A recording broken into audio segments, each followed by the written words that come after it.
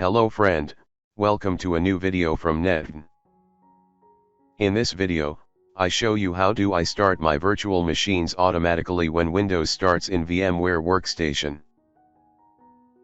By default, VMware will run at this directory with the file vmrun.exe.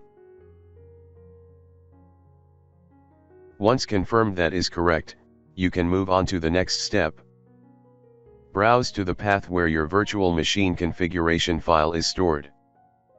In this example, I am going to automatically start Ubuntu after rebooting my Windows PC. You will need to change the path to your own .vmx file.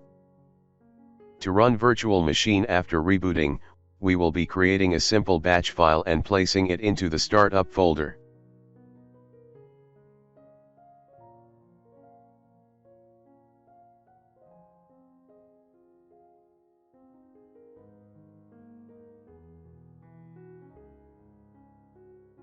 The last step is to move the batch file to your startup folder. This is a folder where programs will automatically start after you log into your computer or server. Virtual machine will now run after logging in. Please like, share and subscribe to my channel and leave your questions in the comment section down below.